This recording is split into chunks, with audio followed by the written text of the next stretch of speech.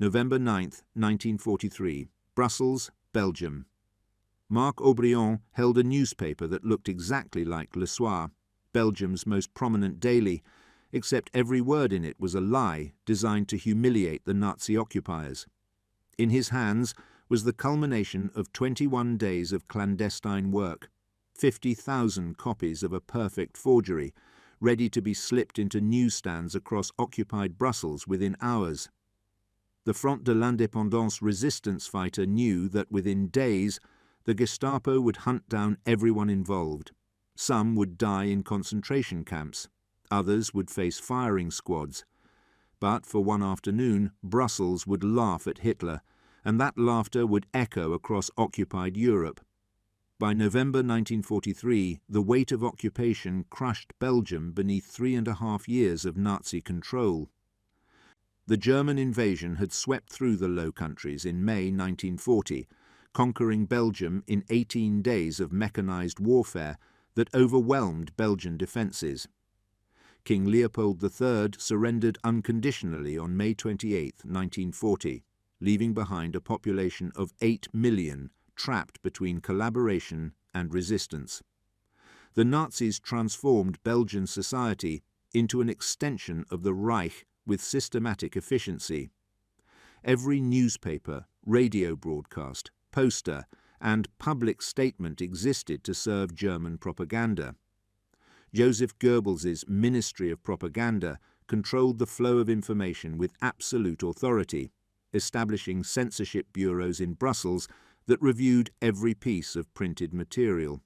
Independent journalism ceased to exist within weeks of occupation. Free speech became a death sentence enforceable by military tribunals that required no evidence beyond denunciation. Reading foreign newspapers, listening to Allied radio broadcasts, or distributing underground publications all carried the same penalty: arrest, deportation, execution. The Germans established this control through a military administration under General Alexander von Falkenhausen, who governed Belgium with the assistance of Belgian collaborationist officials. German soldiers patrolled every major city, with particularly heavy concentrations in Brussels, Antwerp, and Liège. The Gestapo maintained offices throughout the country, employing both German officers and Belgian informants who reported on suspicious activities.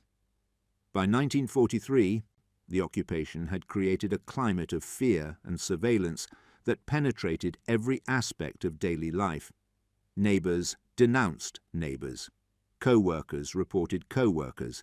Even family members sometimes chose collaboration over loyalty, turning in relatives to German authorities in exchange for food rations or protection.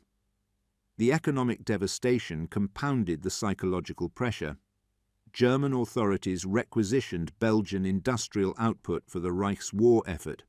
Factories that once produced consumer goods now manufactured weapons and equipment for the Wehrmacht. Agricultural production was seized and shipped to Germany, leaving Belgians to survive on increasingly meagre rations. By November 1943, the average Belgian civilian received 1,300 calories per day, barely enough to sustain life, far below the 2,000 calories needed for normal activity. Children showed signs of malnutrition. Hospitals lacked basic medical supplies. Coal shortages meant many homes went unheated through brutal winters. Le Soir, founded in 1887 as an independent evening newspaper by Émile Roussel, became a symbol of Belgium's capitulation and transformation under occupation. For over 50 years, Le Soir had represented Belgian liberal journalism, reporting on politics, culture, and international affairs with editorial independence. When the German army entered Brussels on May 17, 1940, the newspaper's editorial board made the agonizing decision to suspend publication immediately. The staff refused to publish under German censorship, choosing to cease operations rather than become a propaganda tool. Within weeks, the Germans relaunched it under entirely new management and collaborationist control. Raymond de Becker, a Belgian fascist sympathizer who'd flirted with right-wing extremism before the war, became the new editor-in-chief. De Becker transformed Le Soir into the Reich's primary propaganda vehicle in French-speaking Belgium, working directly with German censors to ensure every article served Nazi interests. The newspaper, now known bitterly as Le Soir volé, the stolen soir, served a single, unambiguous purpose. Every article praised German military victories with exaggerated statistics and fabricated details. Every editorial justified occupation policies as necessary for European peace and prosperity. Every photograph showed smiling Belgian workers contributing enthusiastically to the Reich's economic engine. The newspaper published calls for Belgian men to join the Wehrmacht and fight on the Eastern Front. It urged cooperation with anti-Jewish measures, publishing lists of Jewish businesses to be boycotted. It portrayed resistance fighters as terrorists and criminals who threatened Belgian stability. Even the comic section served propaganda. During this period, Hergé published his Tintin adventure, The Shooting Star, in Le Soir volé, a fact that would haunt the cartoonist after liberation. The newspaper's circulation remained substantial despite its compromised nature. Le Soir volé reached approximately 200,000 readers daily across Brussels and Wallonia, making it the most widely distributed French-language publication in occupied Belgium. For many Belgians trapped under occupation, the newspaper represented their only regular source of printed news, however distorted and unreliable that news might be. The Germans understood the power of controlling Belgium's most established newspaper brand. By maintaining the Le Soir name and format while completely replacing its content, they created an illusion of continuity and normalcy. Readers who trusted Le Soir before the war might continue reading out of habit, even while recognizing its propaganda function. The Germans banned most independent publications within the first weeks of occupation. Over 200 newspapers and magazines ceased publication or went underground between May and August 1940. The handful of publications that survived operated under German censorship so severe that journalists faced immediate arrest for any unapproved content. General Karl Oberg, the higher SS and police leader for Belgium and northern France, issued explicit instructions about forbidden topics. No criticism of German policy, no mention of Allied military successes, no sympathy for Jews or resistance fighters, no discussion of food shortages or civilian suffering under occupation. The penalty for violating these directives was deportation to concentration camps or immediate execution. Against this suffocating control, resistance movements formed in shadows and basements. The Front de l'Indépendance emerged in 1941 as one of Belgium's largest resistance organizations. Founded by a coalition of communists, socialists, liberals, and Catholics, the FI united disparate groups under a single goal: the liberation of Belgium from Nazi occupation. By 1943, the FI operated escape routes for Allied airmen, sabotage operations against German infrastructure, false document services for Jews and resistance fighters, and an extensive underground press network. The resistance printed over 250 different clandestine publications during the occupation. Newspapers like La Libre Belgique and L'Indépendance achieved circulations of 40,000 copies or more. These underground papers provided news from the actual war front: Allied victories in North Africa, the Soviet counteroffensive at Stalingrad, the growing bombing campaign over Germany. They published lists of collaborators, exposed German war crimes, and reminded Belgians that resistance was possible. But producing underground newspapers required extraordinary resources and constant vigilance. Printers faced execution if caught. Distributors were arrested and tortured to reveal their sources. The Gestapo devoted significant resources to infiltrating resistance networks. One informant could unravel months of work and send dozens to death camps. The underground press operated under constant threat, producing small print runs on hidden presses, distributing papers through trusted networks, and accepting that capture meant almost certain death. By late 1943, the cumulative toll of 3 years under occupation wore heavily on Belgian morale. Food rationing created genuine hunger. Forced labour conscription sent thousands of Belgian men to German factories. Jewish deportations accelerated, with entire families disappearing overnight. The Gestapo rounded up resistance fighters in waves of arrests that decimated entire networks. On October 19, 1943, Marc Aubrion conceived an idea that would become one of the most audacious acts of psychological warfare in occupied Europe. Aubrion was a 32-year-old journalist and member of the Front de l'Indépendance resistance organization.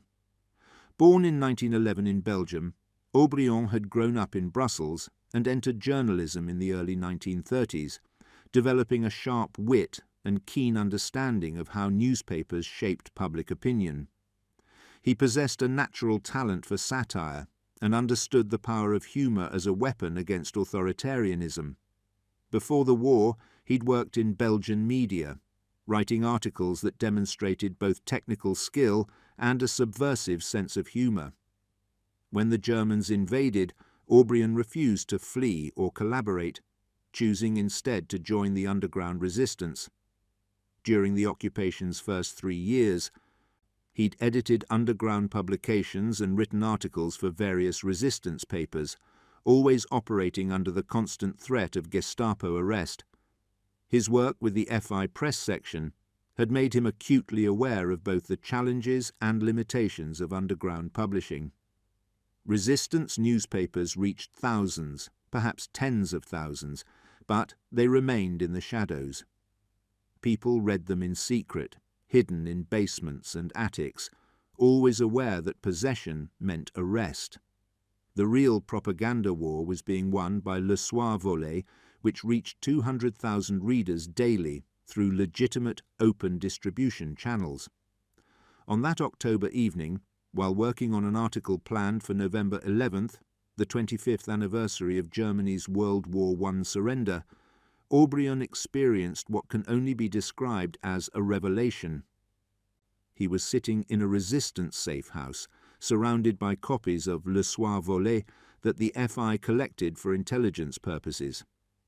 As he read through the propaganda, noting the absurdities and lies, a question formed in his mind. What if the resistance didn't just write another underground newspaper to compete with Le Soir volet? What if they didn't just criticize the propaganda from the margins? What if they became Le Soir volet? What if they printed a fake edition, identical in appearance to the real paper, filled with satirical articles that ridiculed the Nazis and exposed collaboration? What if they distributed it through regular newsstands, mixed with the real Le Soir, so that thousands of Belgians would buy and read it before the Germans realized what happened? The idea was simultaneously brilliant and insane. It would require resources far beyond typical underground operations. It would demand cooperation from printers, distributors, writers, and artists, all risking execution. It would need to be executed with perfect timing and precision. But, if successful, if they could actually pull it off, the psychological impact would be devastating. For one afternoon, Brussels would read truth instead of lies, mockery instead of propaganda, and the entire apparatus of German information control would be revealed as vulnerable to creative subversion. Aubrion spent that night refining the concept, considering logistics, identifying potential obstacles, and imagining how Brussels would react to finding a satirical Le Soir in their hands. The next day, Aubrion presented his idea to René Noël. head of the FI's press department for Brabant and Hainaut provinces. Noël immediately recognized the brilliance and the danger. Such an operation would require resources far beyond typical underground publishing. They would need to obtain the exact paper stock used by Le Soir. They would need access to printing equipment capable of producing 4-page broadsheet newspapers. They would need the Le Soir letterhead and layout templates. They would need writers skilled enough to mimic the newspaper's style perfectly. They would need photographers to provide images that would pass scrutiny. They would need distributors willing to walk into occupied Brussels newsstands under Nazi surveillance and substitute fake newspapers for real ones.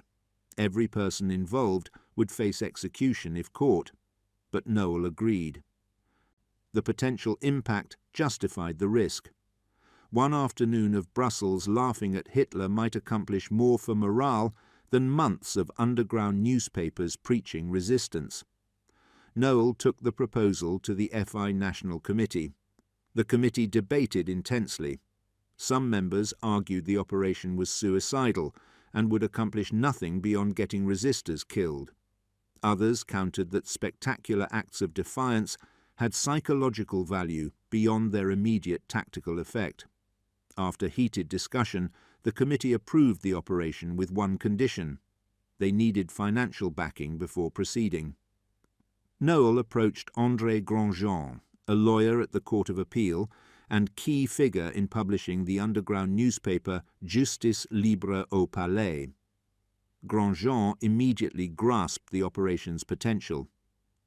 She enlisted Alfred Fourcroy, a businessman who ran an escape network for Allied pilots and had access to significant funds. Fourcroy advanced 50,000 Belgian francs to cover printing costs, a substantial sum when most underground operations survived on donations of a few hundred francs. With financing secured, the operation accelerated. Aubrion and Noël assembled a team through November's first week.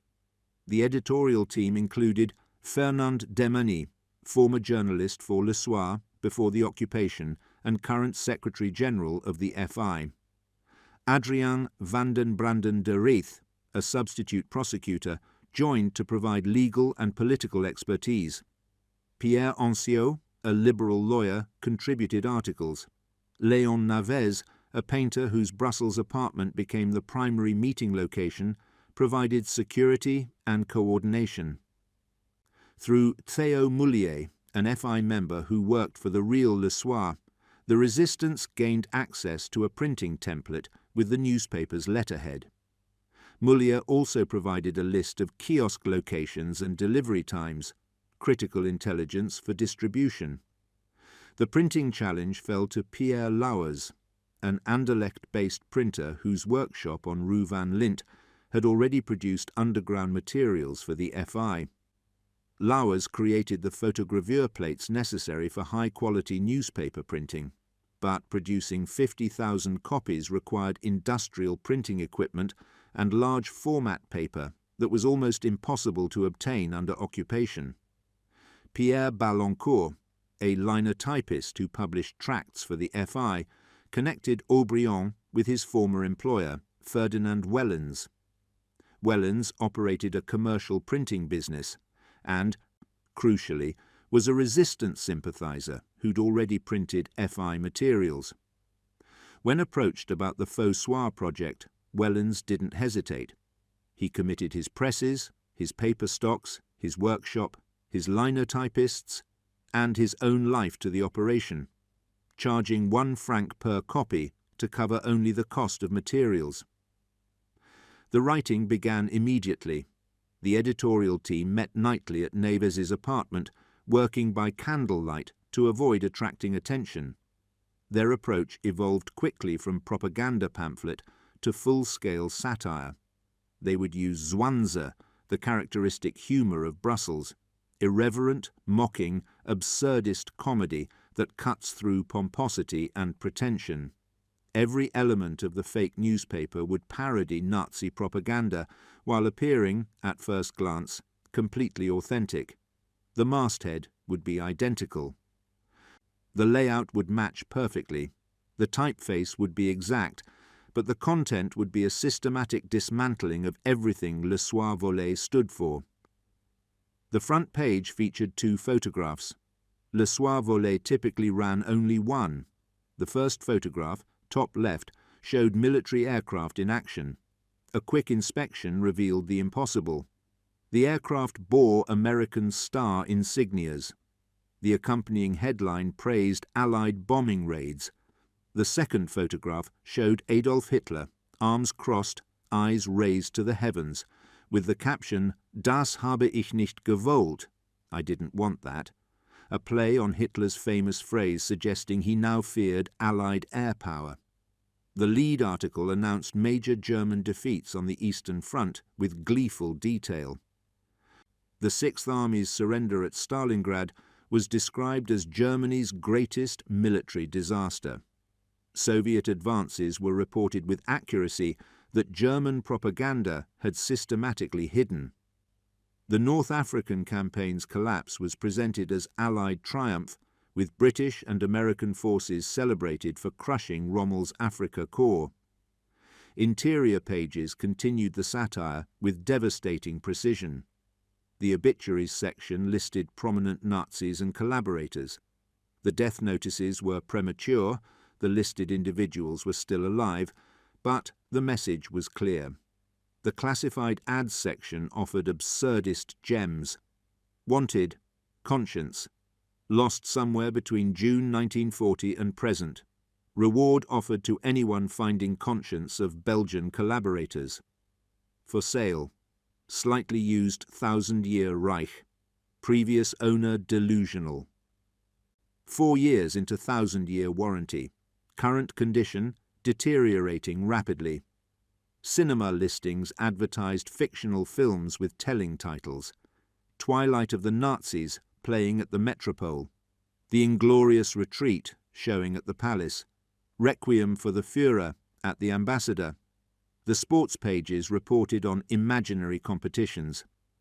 SS Retreat Championship. German team. Sets new records for speed in withdrawal from Stalingrad. The weather forecast predicted storms over Germany with improving conditions to the east and west. Every page contained layers of mockery, from subtle word choices to brazen reversals of propaganda talking points. Articles praising collaboration were rewritten to expose collaborators as traitors and cowards. Pieces celebrating German military might become admissions of weakness and failure. The editorial voice perfectly mimicked Le Soir volé's pompous authoritarian tone while inverting every message. The practical challenges intensified as the November 11th target date approached. Originally planning 5,000 copies, the team realized they needed 50,000 to achieve real impact across Brussels. Assuming 500 kiosks with 100 copies each would provide comprehensive coverage. The logistics staggered the imagination. How do you secretly print 50,000 copies of a 4-page broadsheet newspaper in occupied territory under Gestapo surveillance? How do you transport that volume of printed material through German checkpoints? How do you distribute newspapers to 500 locations simultaneously without alerting authorities? The operation moved to Wellens's printing facility on Rue de Ruysbroek 35. On the night of November 6-7, the presses ran continuously. Wellens and his crew worked in shifts, racing against time, and the constant fear of discovery. German patrols routinely checked printing facilities. A random inspection would mean immediate arrest and execution for everyone present. The roar of printing presses carried through the night. Any neighbour might report suspicious activity. But the presses continued, and by dawn on November 7th, they'd printed 50,000 copies of the Faux Soir. The newspapers were bundled in stacks of 100, wrapped with banners explaining that the limited number of copies was due to Le Soir machinery breakdowns, a cover story to explain why kiosks were receiving fewer papers than usual. The distribution plan leveraged Le Soir's afternoon delivery schedule.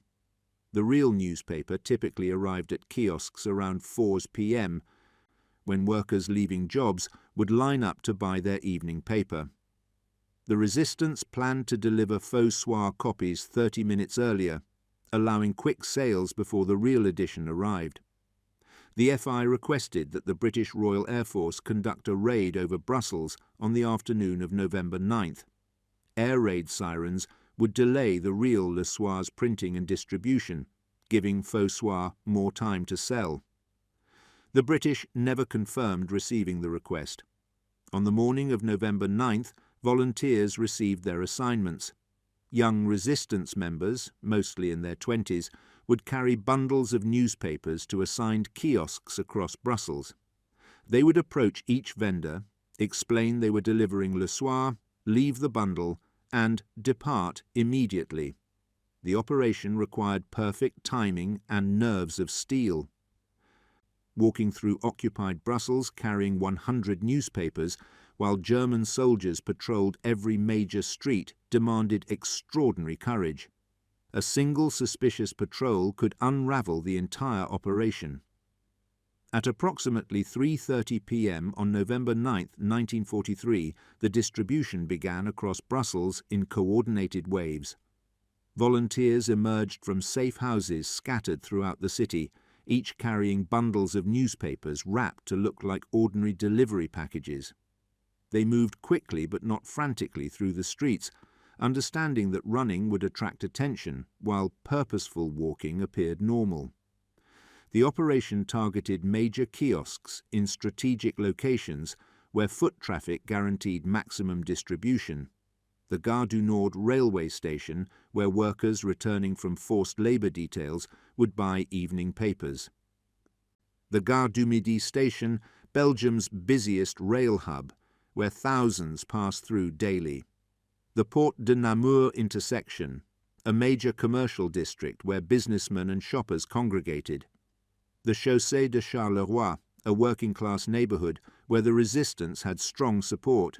The Bourse, Brussels Stock Exchange area, where even collaborators read the news. Each volunteer approached their assigned kiosk vendor with rehearsed casualness. "Delivery from Le Soir. Here's today's edition." The vendors, expecting their regular shipment, accepted the bundles without suspicion. They unwrapped the papers, checked that the masthead looked correct, and placed them alongside other publications for sale.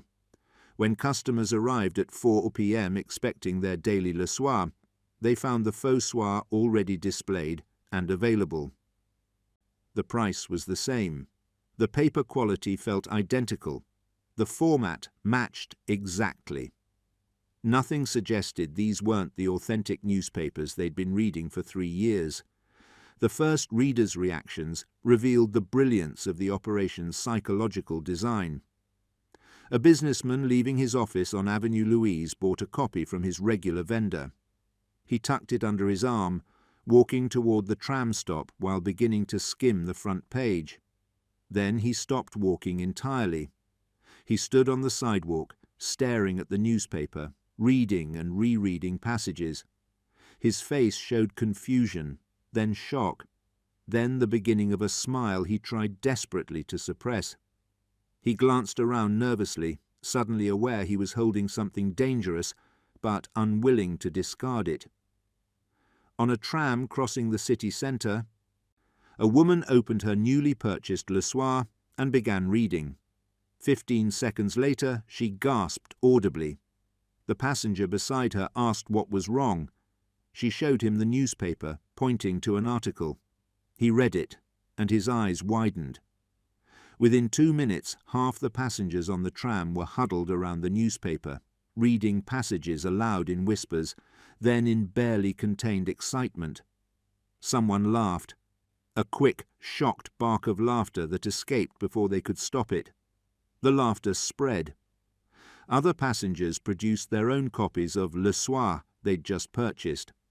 The tram became a mobile gathering of Belgians experiencing the same revelation simultaneously. They were reading truth. They were reading mockery of the Germans. They were reading, in the format and style of official propaganda, exactly the opposite of what German censors would ever permit.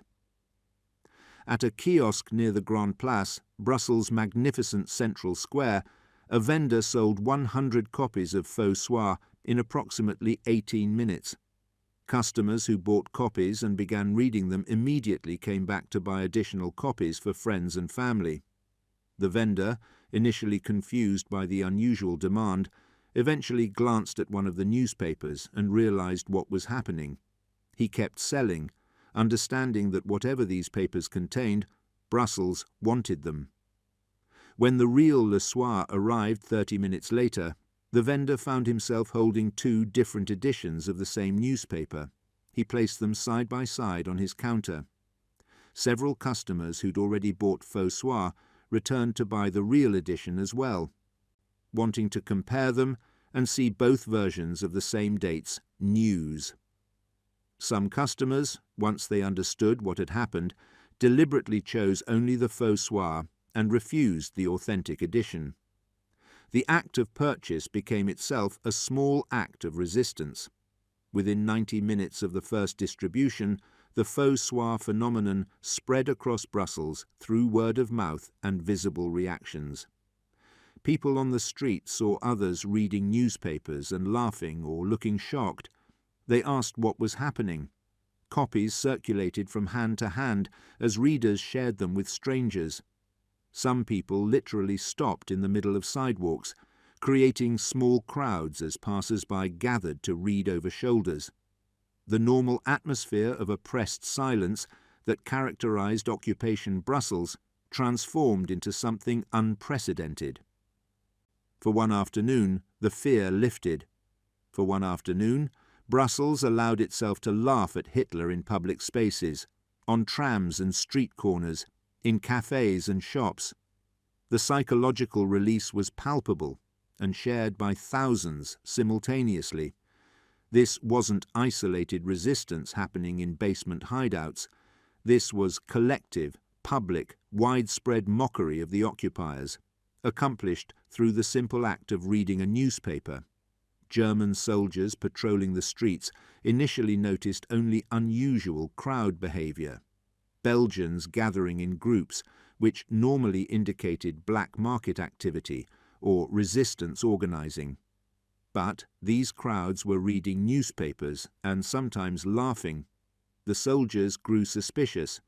Officers began confiscating newspapers from readers, trying to understand what was causing the unusual reactions. When they examined the newspapers, they saw Le Soir mastheads, familiar layouts, seemingly normal content. But the Germans who read French quickly realized something was catastrophically wrong. The articles weren't propaganda. They were satire. They were mockery. They were truth about German defeats, presented in the style of German propaganda. By 5 Durst p.m., the Gestapo knew something catastrophic had occurred. Reports flooded German headquarters about a fake newspaper circulating throughout Brussels. Officers began confiscating copies from kiosks and passengers on public transport. But the damage was done. Tens of thousands of Belgians had read the Faux Soir. The mockery of Hitler, the exposure of collaborators, the accurate reporting of German military defeats, all of it had reached the Belgian public despite years of censorship. The German reaction combined fury and humiliation. On November 10th, Le Soir Volé published a small article dismissing the Faux Soir as communist propaganda. The real newspaper tried to minimize the incident, but the attempt at damage control only confirmed that the resistance had struck a significant blow. The Gestapo launched an immediate investigation. Identifying the printing press became the priority. Forensic examination of confiscated copies provided technical clues about paper quality, ink composition, and printing characteristics. The Germans traced the production to specific printing equipment in Brussels. The arrests began within weeks. Ferdinand Wellens, the printer who'd provided his facility, was identified and arrested first. Henri van der Velde, the machine operator, was taken the same day. Théo Moulier, the Le Soir employee who'd provided internal access, was arrested shortly after. Ferdinand Wellens and Théo Moulier never returned from deportation. Both men died in concentration camps. Wellens on February 28, 1945, just months before liberation. Marc Aubrion managed to evade arrest initially. The Gestapo hunted him for months, but the resistance network protected him through safe houses and false identities. But on March 13, 1944, 4 months after the Faux Soir publication, someone betrayed him. The Gestapo arrested Aubrion and brought him to their Brussels headquarters. Under interrogation and torture, Aubrion refused to reveal his co-conspirators. The Germans sentenced him to death by firing squad. Aubrion prepared to die for the afternoon of laughter he'd given Belgium. Then, inexplicably, the sentence was commuted to 15 years imprisonment. German authorities, perhaps recognizing that executing Aubrion would make him a martyr, chose deportation instead. Aubrion was sent to a concentration camp in Bayreuth, Germany, where he endured brutal conditions for nearly a year. On April 14, 1945, American forces liberated the camp. Aubrion survived, but barely. He carried permanent physical damage from his imprisonment for the rest of his life. In total, approximately 15 people were arrested in connection with the Faux Soir operation. Sentences ranged from 4 months for distribution to 5 years for active participation. 2 men died in camps. Others spent years in German prisons. The cost of the joke was measured in broken bodies and lost lives. But the impact of those 50,000 newspapers reverberated far beyond Brussels, in ways that intelligence services documented and historians later confirmed. News of the Faux Soir reached London within days through multiple channels. Belgian resistance members with radio connections to British intelligence transmitted reports about the operation's success and German reaction.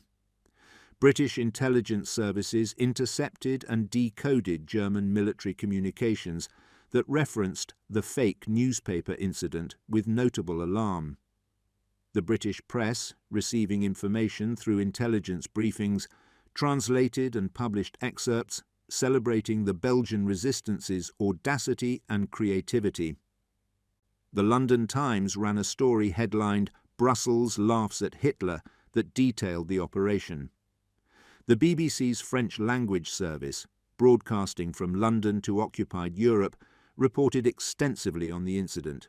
These broadcasts reached millions of listeners across France, Belgium, the Netherlands, and parts of Germany who secretly tuned in despite German prohibitions. The BBC's coverage transformed a local Brussels operation into a symbol of resistance across occupied Europe. In Lyon, France, the story directly inspired a similar operation.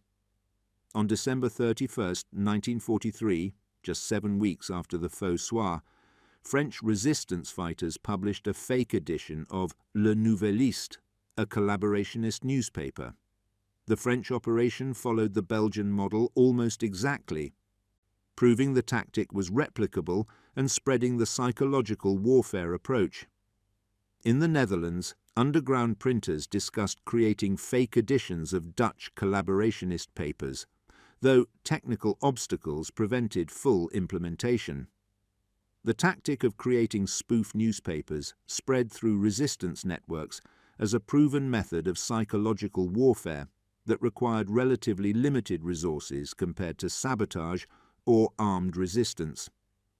The psychological impact on occupied Belgium proved difficult to quantify with precision, but undeniably significant in ways that extended beyond the immediate laughter. For one afternoon, Brussels had laughed at Hitler in public spaces, on trams and street corners, in the presence of German soldiers who initially didn't understand what was happening. The laughter was real, spontaneous, and shared by tens of thousands of people simultaneously across a major European capital under occupation. That collective experience of mockery, publicly ridiculing the occupiers without facing immediate consequences, reminded Belgians that the Germans were not invincible or omnipotent. The Nazis controlled guns, tanks, prisons, and industrial production, but they couldn't control Belgian humour or prevent creative subversion of their propaganda apparatus. The operation demonstrated that information control was vulnerable, that German censorship wasn't absolute, and that resistance didn't require weapons. Sometimes it required only wit, courage, and a printing press. The psychological impact operated on multiple levels that resistance historians have since analysed extensively. First, it reminded Belgians that their pre-war culture, the Zwanse humour, the irreverent mockery of authority, the Brussels identity, still existed under occupation. The Nazis could ban free speech, but they couldn't eliminate Belgian cultural identity. Second, it demonstrated that resistance was possible in unexpected forms. Many Belgians felt powerless against military occupation, unable to envision how they could meaningfully oppose German control. The Faux Soir showed that creative acts of cultural resistance could strike at occupation authority without requiring military training or weapons. Third, it revealed German vulnerability. An occupation that appeared total and unshakable had been publicly humiliated by a few dozen resistors with a printing press. If the Nazis couldn't prevent a fake newspaper from reaching 50,000 readers, what else might be possible?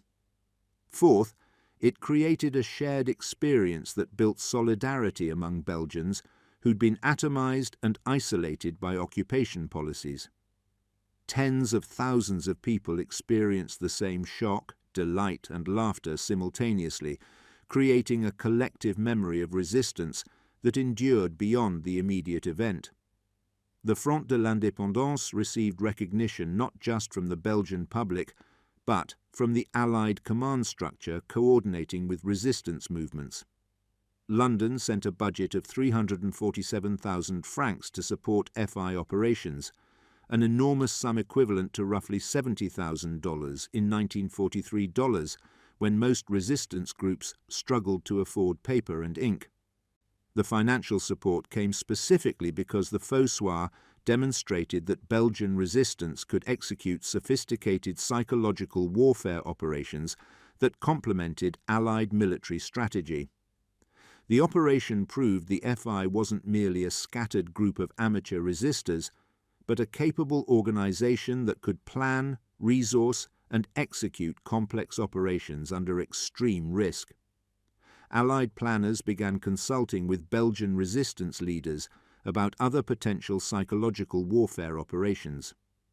The British Political Warfare Executive, responsible for propaganda operations, studied the Faux Soir as a case study in how to use humour and satire against totalitarian regimes.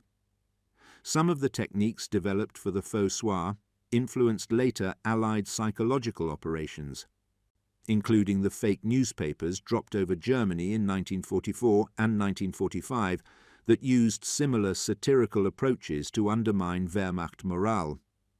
The Faux Soir revealed several critical truths about propaganda and resistance under occupation that remain relevant to understanding information warfare in any context.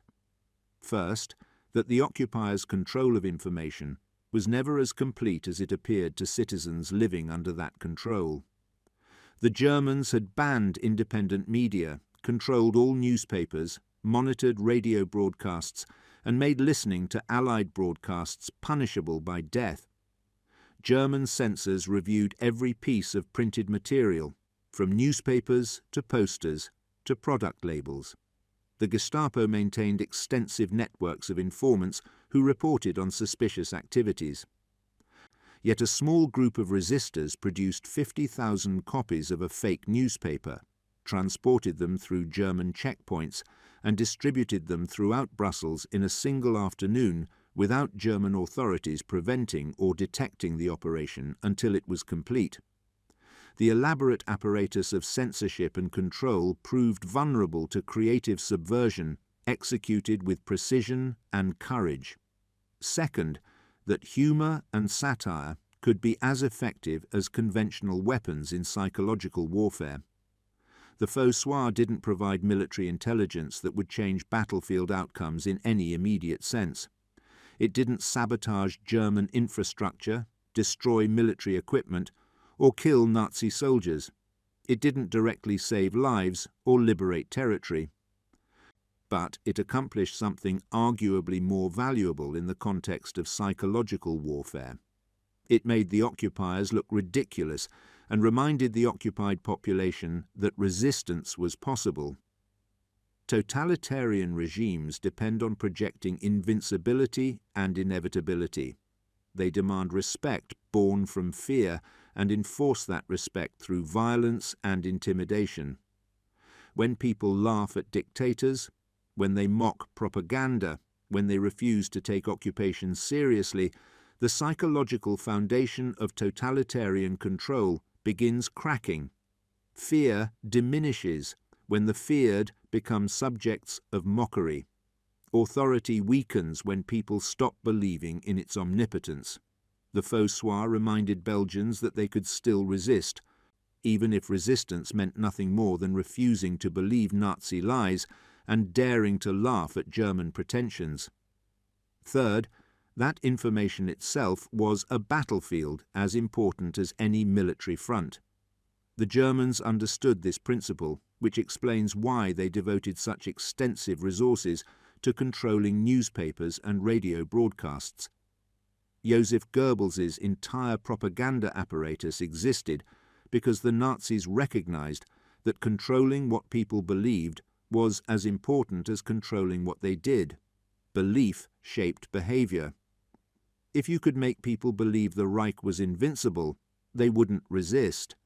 If you could make them believe collaboration was necessary, they'd cooperate. If you could make them believe Jews were enemies, they'd accept deportations. Information control enabled occupation control. The Faux Soir struck directly at that information control. For one afternoon, truth and mockery replaced lies and propaganda in the format and distribution channel of official propaganda itself. The Germans couldn't prevent it, couldn't undo it, and couldn't fully suppress the memory of it. The fact that German authorities responded with such fury, launching investigations, making arrests, executing prisoners, devoting significant Gestapo resources to hunting down everyone involved, confirmed that the resistance had wounded something vital to occupation control. The operation also demonstrated the extraordinary courage required for cultural resistance. Ferdinand Wellens and Theo Mullier died for printing a satirical newspaper. Marc Aubrion endured torture and concentration camp imprisonment for making Belgians laugh. The volunteers who distributed newspapers through Brussels streets risked execution for carrying bundles of paper. These weren't soldiers attacking military targets with hope of survival. These were civilians choosing to commit symbolic acts of defiance, knowing that discovery meant death. That level of courage deserves recognition precisely because it served no immediate practical purpose beyond psychological warfare. After the war, Belgium commemorated the Faux Soir as one of the most significant acts of cultural resistance during the occupation, understanding that it represented something essential about Belgian identity and resilience. The Belgian Postal Service issued a commemorative stamp in 1993 for the 50th anniversary, featuring the Faux Soir masthead and the date November 9, 1943. The stamp became a collector's item and symbol of Belgian resistance history. In 2018, the 75th anniversary was celebrated with major exhibitions at the National Museum of Resistance in Brussels and the archives of the city of Brussels. These exhibitions featured original copies of the Faux Soir, artifacts from the printing operation, photographs of the resistors, and German documents showing the occupation authorities' furious response. Thousands of Belgians visited the exhibitions, many bringing their grandparents or elderly relatives who remembered that afternoon in November 1943 when Brussels laughed. The building on Rue Van Lint in Anderlecht, where Pierre Lauwers prepared the photogravure plates, became the permanent home of the National Museum of Resistance. The site preserves the memory of the resistors who gathered there under constant threat of death to prepare one afternoon of Belgium-wide laughter. Visitors can see the workshop where the plates were created and understand the technical challenges the resistors overcame.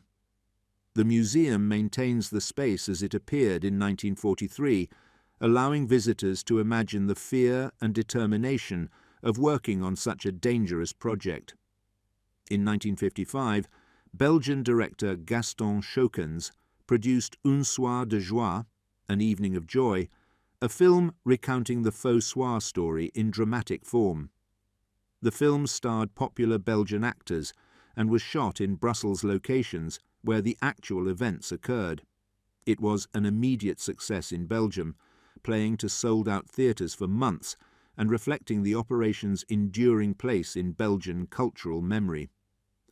The film didn't glorify violence or resistance through military action. Instead, it celebrated the creative audacity of using humour as a weapon against fascism. Belgians who'd lived through the occupation saw their own experiences reflected on screen, the fear, the hunger, the oppression, but also the small acts of defiance that kept hope alive. In 2019, American author E.R. Ramseypour published The Ventriloquists, a historical novel based extensively on the Faux Soir operation.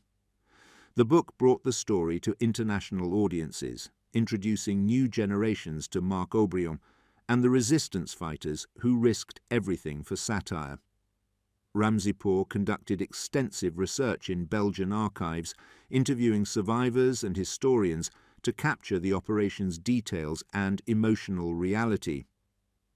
The novel became a bestseller and was translated into multiple languages, ensuring that the Faux Soir's legacy reached readers who'd never heard of this particular act of resistance.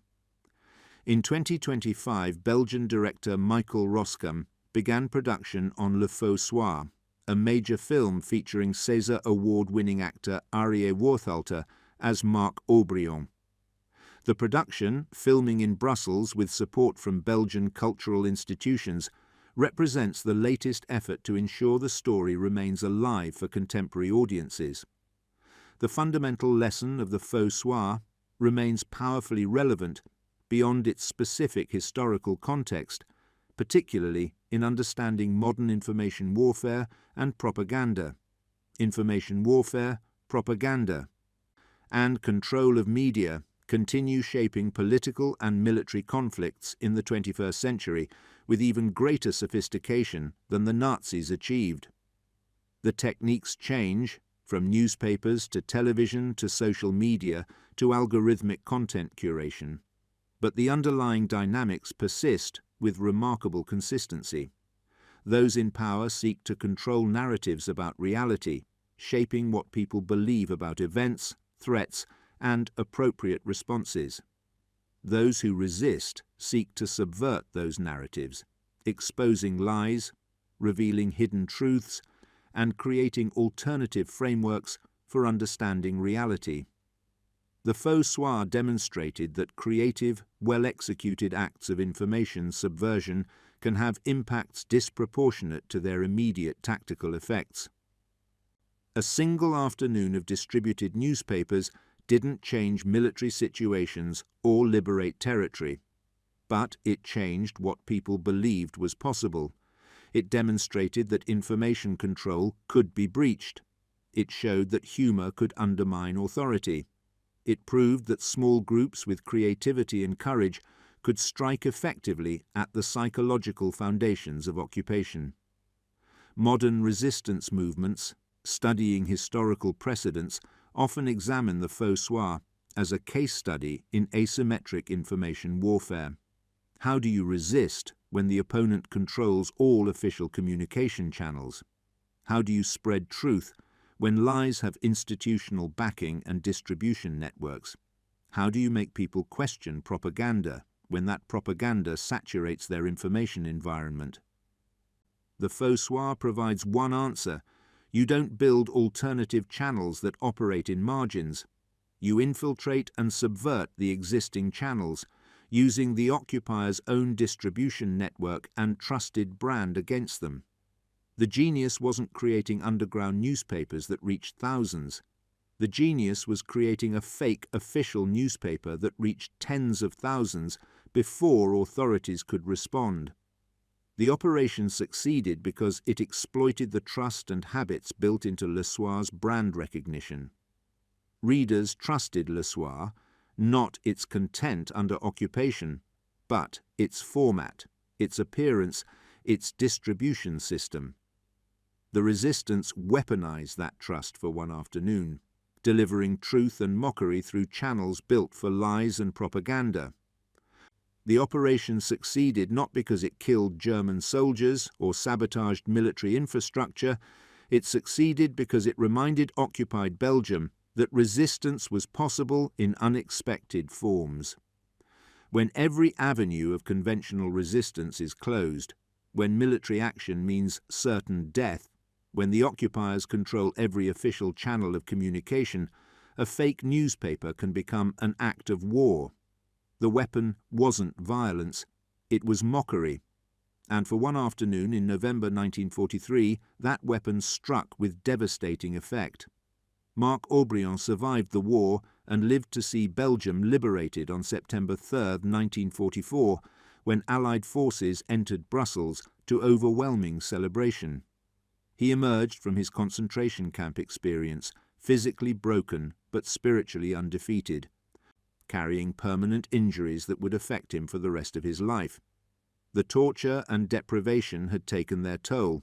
He suffered from chronic health problems related to malnutrition and the brutal conditions of Bayreuth concentration camp.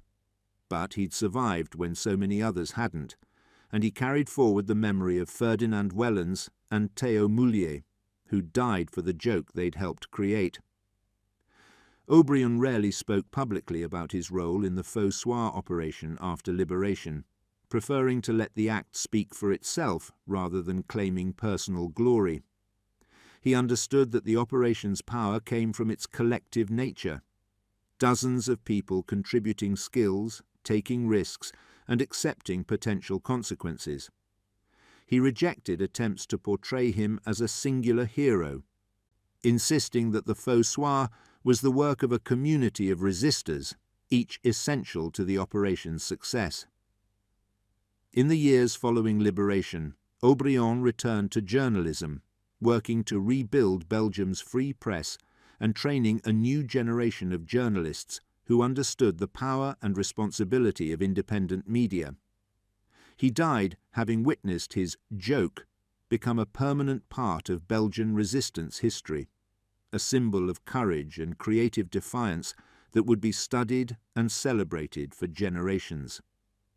The newspaper he created for one afternoon's laughter outlived the Reich it mocked by 80 years and counting, its legacy secure in the cultural memory of a nation that never forgot the day Brussels laughed at Hitler. Today, original copies of the Faux Soir reside in museums and archives across Belgium, carefully preserved as artifacts of resistance and cultural heritage. They're fragile now, the newsprint yellowed and brittle with age, the ink fading after 8 decades of existence. Conservation specialists work to preserve these copies using archival techniques that protect the physical newspaper while making digital versions available for research and education. But the words remain legible even on the aged originals. The satire still cuts with the same sharp wit that shocked and delighted readers in 1943. The courage still inspires anyone who reads the articles and understands what the creators risked to publish them. And when historians examine resistance under occupation, when they study propaganda warfare in totalitarian contexts, when they analyze psychological operations in total war, The Faux Soir stands as proof that sometimes the most effective weapons are the ones that make the enemy look foolish, rather than simply dead or defeated. The operation demonstrated truths about resistance that transcend its specific historical moment and apply to any context where totalitarian power seeks to control information and suppress truth. That resistance doesn't always require violence or military force. That creativity and courage can be as powerful as weapons when applied at the right moment with proper execution. That humour and mockery can undermine authority in ways that straightforward opposition cannot. That controlling information is never absolute, no matter how sophisticated the surveillance and censorship apparatus. That small groups of determined individuals can strike at the psychological foundations of occupation more effectively than larger military operations in certain circumstances. That cultural resistance, preserving identity, maintaining humour, refusing to accept the occupier's narrative, is itself a form of warfare that sustains populations through years of oppression. On November 9, 1943, Brussels laughed at Hitler, and that laughter cost lives but saved something more important than lives. It saved the Belgian spirit, the sense of identity and resistance that occupation sought to crush.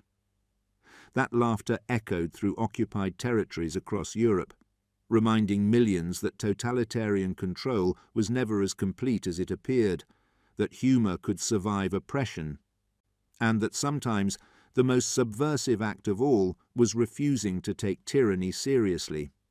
The Germans could arrest the printers, hunt down the distributors, torture the editors, and execute the collaborators. But they couldn't undo what had happened. Brussels had laughed, and that laughter echoed in memory and conversation, in families and communities, in underground networks and resistance cells. The psychological damage to German authority couldn't be repaired through arrests or executions. Each arrest only confirmed that the Germans feared the laughter, that the mockery had wounded them, that the Faux Soir had accomplished exactly what it intended.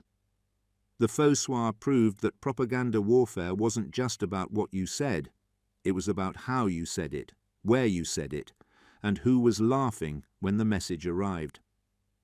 The Nazis never understood Zwanze, the irreverent Brussels humour that cuts through pomposity and pretension with sharp wit and refusal to take authority seriously.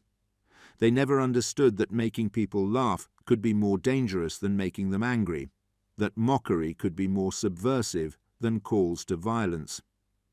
And for one afternoon in November 1943, that fundamental misunderstanding cost them something more valuable than military objectives or territorial control.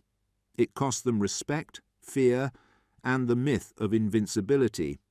And once people stop fearing tyranny, once they start laughing at it, once they see it as ridiculous rather than invincible, the beginning of the end has arrived. That was the true legacy of the fake newspaper that spread not panic, but laughter through occupied Belgium, proving that some battles are fought not with bullets, but with words, that some victories are measured not in territory, but in morale, and that sometimes the bravest act of resistance is publishing a joke that everyone knows might get you killed, but doing it anyway because laughter in the face of tyranny is itself a declaration of freedom that no occupation can fully suppress.